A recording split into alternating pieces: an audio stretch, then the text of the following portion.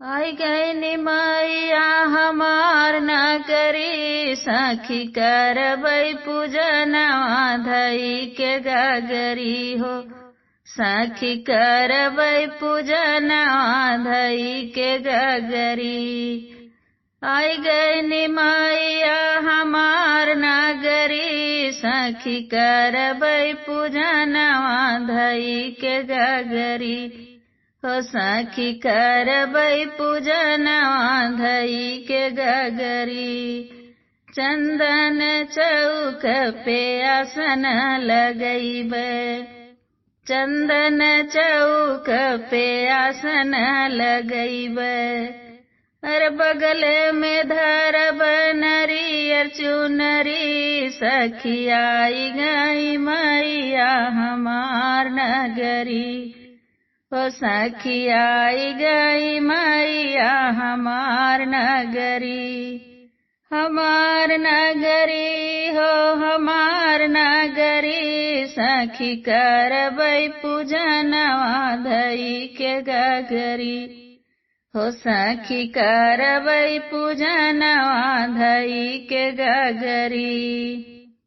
सजवा सबेरवा हो करबै आरतिया, अरे सजवा सबेरवा माई के करबै आरतिया। भोगवा लगाइबै दही हो मिसरी, सखी आई गई मैया हमार नगरी हो। सखी आई गई मैया हमार नगरी।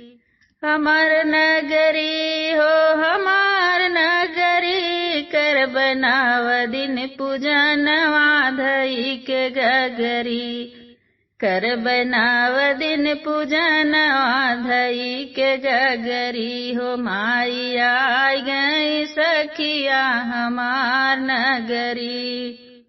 बेला चमेला हो अढ़उल के फूलवा, बेला चमेला हो अढ़उल के फूलवा।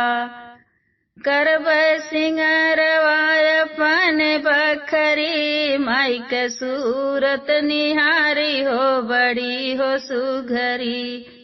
माई के सूरत निहारी हो बड़ी सुघरी।